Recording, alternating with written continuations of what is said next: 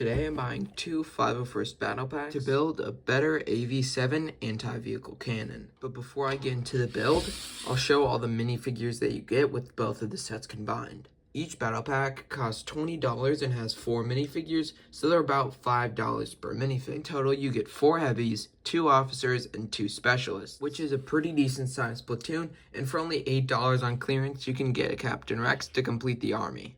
And here is the final build. The only pieces I needed to add were one piece right here, which is this really cool 2x2 where it can actually turn, which makes the cannon look way better.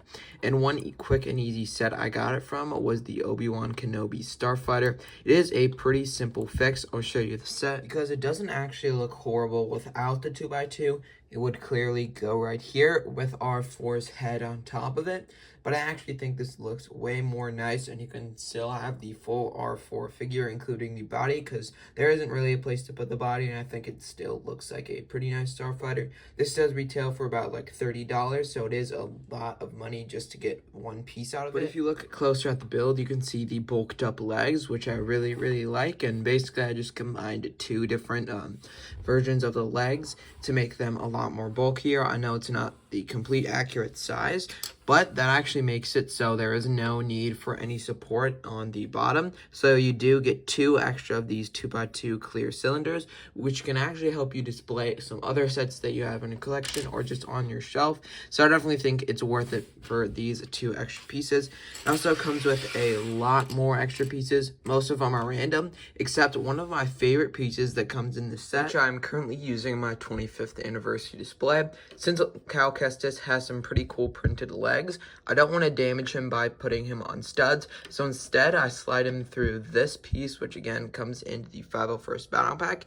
You can barely see it. It does make him look a little bit taller, but I still think it's worth it, especially for those printed legs that are really rare and you don't want to crack them. My extra build comes with 4 of these yellow studs with holes in them, which are really important because you can use some of the extra flick-fire missiles that you get with it to attach it to the long barrel at the end to make it seem like it's firing off where it would actually fire from, unlike how Lego puts it, like I did again here, right below the actual barrel. So it does kind of seem like it is launching out when you launch the actual flick-fire missile, but I feel like adding this for display looks a lot nicer. I know the colors don't look the greatest, but that's the best I could do with the pieces that I had. And of course, there is a longer area for the actual like officer or whoever you decide to put it on in the cannon, so it does have a little bit more support here, and I definitely feel like it's a less exposed than it was in the original set. It's kind of just like a 2x2 there with a little area. There's barely anything really to do with it. It's kind of just like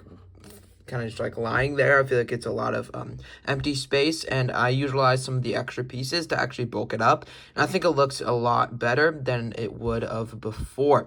So this cannon does move up and down like normal. I did need to use 2 extra pieces just to raise the height a little bit so it's actually able to move up and down.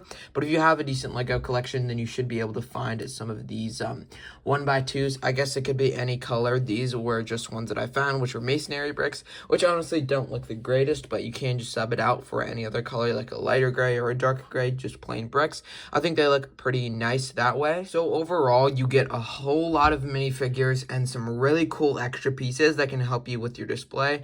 Bulks up the build a lot, and I found both of these sets on clearance for $15, which is a lot cheaper than at lego.com. So overall, I saved a lot of money and definitely really cool build. I'm very happy with it.